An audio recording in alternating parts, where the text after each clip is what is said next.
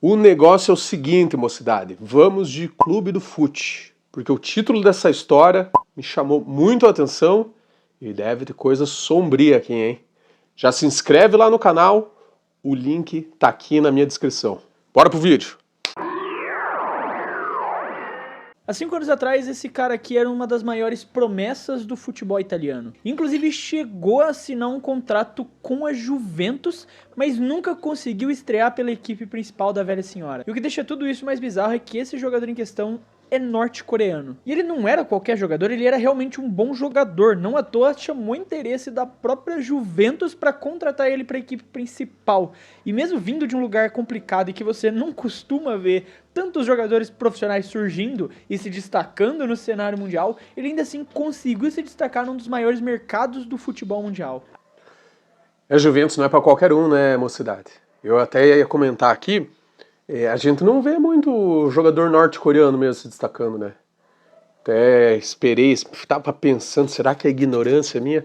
Mas não, o mano do vídeo corrobora aí com o meu pensamento.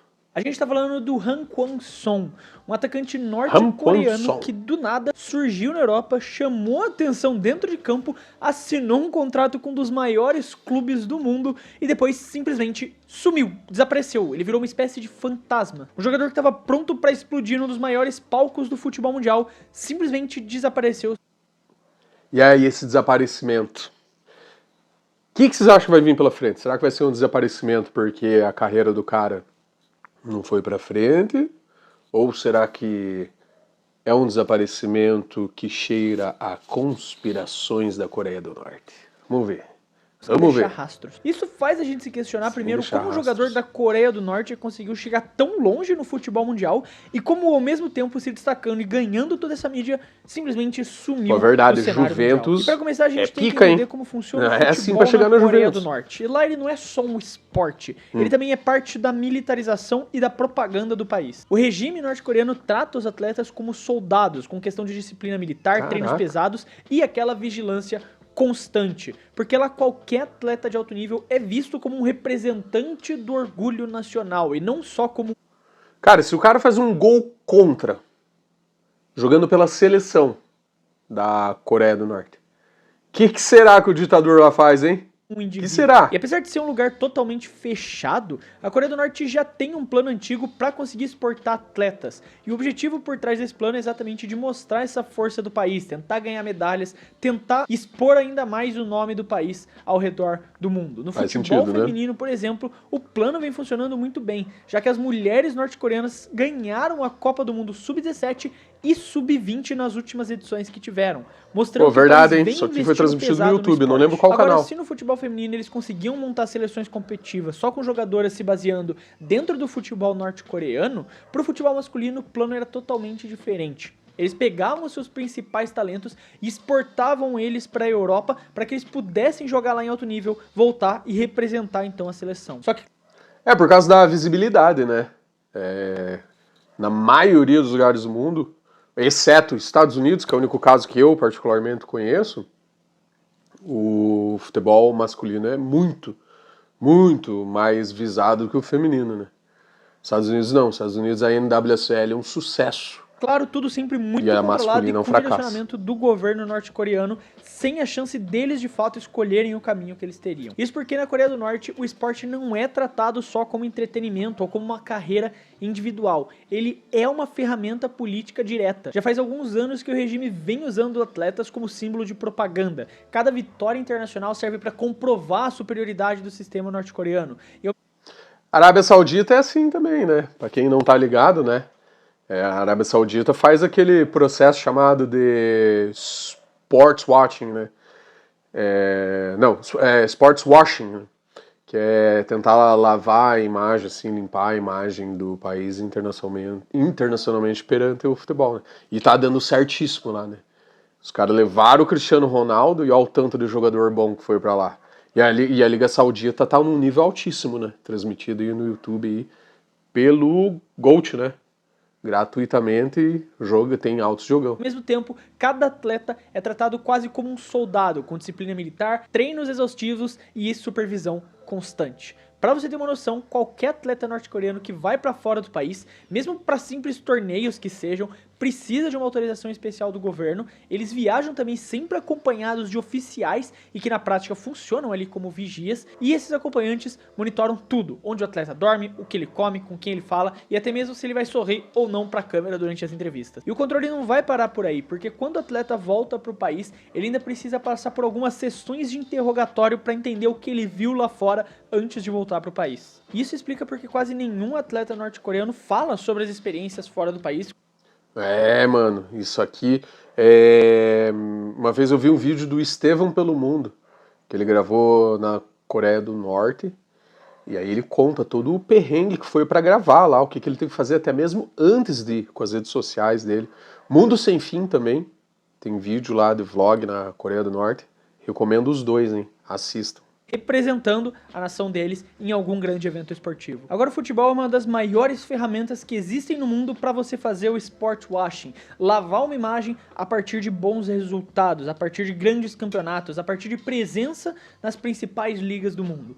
E esse era exatamente o plano com o futebol masculino. Com a seleção feminina bem encaminhada e eles conseguindo trabalhar bem só com as jogadoras do seu próprio país, no masculino o plano era exatamente esse, de revelar grandes craques para o futebol mundial. E o protagonista do nosso vídeo, Han Kwang-song, não foi nem o primeiro grande nome a fazer essa jornada, eles já tinham exportado alguns talentos antes dele, como o caso do Young Tae-se, que pode ser considerado o maior jogador da história da Coreia do Norte, inclusive... Time da Alemanha ali, né? Não lembro o nome, mas eu acho pica esse símbolo aí desse time. Tem o apelido de Rooney asiático, jogando por vários clubes do futebol mundial, inclusive clubes de primeira divisão como Colônia na Alemanha. Mas ele passou a maior parte do tempo jogando no futebol japonês por clubes como Kawasaki Frontale e o Shimizu S-Pulse. Mas mesmo ele, com todo esse talento e todo o renome que tinha, teve as opções de carreira dele muito limitadas por conta do controle do regime sobre a carreira dele. O que fez com que o sucesso acabasse ficando muito abaixo do potencial que ele realmente tinha como jogador. E nem é questão de aproveitar a vida de jogadores como Young tinham, por exemplo, porque parte do salário, na verdade quase todo o salário, ia diretamente para os cofres do governo norte-coreano. Os jogadores norte-coreanos que estavam atuando na Europa ou fora do país em geral recebiam uma mesada suficiente para eles conseguirem se manter com as necessidades básicas, mas o salário deles de fato ia todo pro governo norte-coreano. Aí é foda, hein? O futebol na Coreia do Norte tem uma estrutura local também muito fechada. O campeonato nacional deles, a Liga de Futebol da Coreia do Norte, não tem nenhuma cobertura internacional. Os jogos, apesar de serem realizados em estádios grandes, ficam com transmissões limitadas apenas para os canais estatais. E o principal clube do país, que é o 25 de Abril, pertence ao exército da Coreia. Ou seja, os jogadores são praticamente soldados. E essa mistura, então, de política, futebol e militarismo faz com que cada atleta carregue essa pressão extra absurda. Não só de ganhar um jogo, mas também de estar defendendo a honra do país. Porque um desempenho ruim não só pega mal pra ele, mas pega mal pra imagem que eles querem passar. Então quando um atleta... Pô, o bagulho é foda, hein? Os caras não têm liberdade pra nada, mano. Mas vão fazer o quê? Caraca, mano. Complicado, hein? Consegue sair da Coreia do Norte, isso não significa liberdade. Na verdade, é quase uma missão diplomática disfarçada de carreira. Porra. Ele é instruído a se comportar exemplarmente, mal falar com os jornalistas, não criar laços pessoais e, claro, enviar tudo de volta pro país. E foi então nesse contexto que o Han Kwang-song surgiu. Ele era um jovem talentoso, era um jogador que se destacava muito pela força física, pela velocidade e com o instinto de goleador que ele tinha. Pô, o cara tem até cara de jogador, tá ligado? A cara de jogador, o semblante. A lata, a latinha, olha, ó. Tem cara de jogador. Que tem uns caras assim que, mano, só de olhar pra cara, você vê, putz, mano, esse é grosso de bola. Tá ligado? Aquele que você não quer escolher pro teu time? Aquele que é sempre o último a ser escolhido? Por acaso, ele foi selecionado dentro de um projeto minucioso onde pouquíssimos atletas foram escolhidos para representar o país lá fora. O regime realmente acreditava que ele poderia ser o cartão de visita da Coreia do Norte na Europa, mostrar que eles também poderiam produzir um craque mundial. E o Han Kwang-song foi um dos raríssimos atletas escolhidos nesse programa porque ele era realmente diferente. Ele tinha altura, ele tinha força, ele era rápido, ele tinha o faro de gol. E por conta disso ele se destacou muito dentro dos centros do país. Então quando ele chega na Itália em 2017, ele já assina com o Cagliari, não só carregando o peso de ser uma grande aposta, uma joia bruta do futebol futebol mundial que precisava se desenvolver numa das ligas mais difíceis do mundo, mas também por carregar a imagem política do regime norte-coreano nas costas. E logo de cara foi emprestado pro Perugia, onde em 36 jogos ele contribuiu diretamente com 11 gols e 5 assistências, totalizando 16 participações a gol. E foi na segunda divisão italiana que ele começou a mostrar o seu potencial de fato. Ele é um jogador que se caracteriza pela altura, sendo muito veloz e que tem essa presença aérea forte, e principalmente pela calma que ele tinha na hora de finalizar. E houve alguns rumores de que Napoli, Fiorentina e até alguns clubes ingleses, como o Liverpool, estavam interessados nele, só que ninguém conseguiu avançar de verdade por conta desse pacote político que envolvia sua contratação. Além disso, mano, o cara foi parar no Juventus, cara, interesse do Liverpool. E na Itália o cara não jogou em qualquer timinho não, mano. Não podia dar entrevistas, ele não podia postar nada nas redes sociais, não frequentava eventos e muito menos saídas de grupo. Ele vivia praticamente como um fantasma dentro do clube. Uma das poucas entrevistas oficiais. Caraca, mano, o cara não podia postar nada em rede social, não podia dar entrevista, não podia fazer absolutamente nada. Aí eu me pergunto, e se esse cara fosse um desertor, tá ligado? Se ele falasse, mano, se dane meu país, vou pedir pra ser, como é que se diz?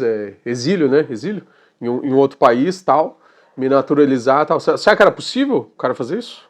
Ou será que ele não quis? Que se tem dele é um vídeo publicado no próprio canal oficial do Cagliari contando um pouco sobre a rotina dele. E com essa dificuldade de conseguir fechar um contrato com um clube maior por conta das imposições do governo norte-coreano, o próprio Perugia chegou a oferecer um contrato para fechar com ele, que supostamente teria sido barrado, pois queriam que esse jogador que tinha qualidade para estar em um grande clube, jogasse num clube que realmente tivesse nome, não ficasse preso nessa segunda divisão, que não iria beneficiar de alguma forma a imagem que eles queriam passar. Até que em 2019 a Juventus apareceu na jogada. Eles apareceram com uma proposta que parecia interessante: contratar o Han e colocar ele no time sub-23 para ele ganhar ritmo e eventualmente subir até o time principal. E um fato é que a Juventus realmente acreditava no potencial do Han. Eles achavam que era um jogador que, se fosse bem trabalhado, com as características que ele tinha no futebol italiano, poderia ser um grande jogador e um grande centroavante pela equipe. Foi então que num primeiro momento eles fecharam um acordo de empréstimo com o Cagliari para ele jogar no sub-23 da Juventus, e nesse empréstimo ele atuou em 17 partidas e acabou não marcando nenhum gol. Essa camisa da Juventus aqui era linda, hein? Olha só, mano. Da hora, hein? Essa camisa aqui, sem esse patrocínio da Jeep que sai na máquina de lavar, é top 10 do futebol mundial.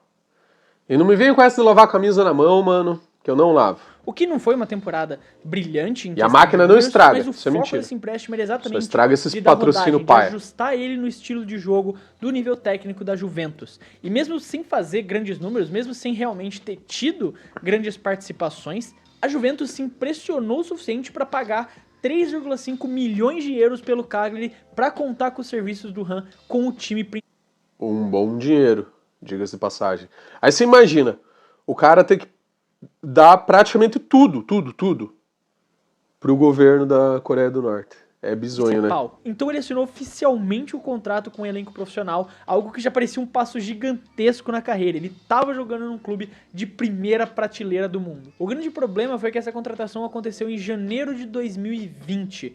Na mesma época que a União Europeia criou algumas sanções pesadas contra a Coreia do Norte, o que afetava diretamente o acordo que eles tinham com o Han, já que o pagamento do salário dele não era feito para ele, sim para o regime norte-coreano, ou seja, uma transação direta de uma empresa italiana, que fazia parte da União Europeia, com o governo norte-coreano, o que estava sendo proibido pelas sanções da União Europeia. Que Além disso, merda, uma nova hein? regra foi estipulada de que cidadãos norte-coreanos que estavam trabalhando na União Europeia há uma certa quantidade de tempo poderiam tirar o visto para virarem cidadãos europeus. E o fato de que o governo norte-coreano podia perder esse controle que tinham sobre ele, pouco tempo depois dele assinar o contrato profissional com a Juventus e sem entrar em uma única partida em campo por eles, ele foi vendido para o Al Duhail do Catar.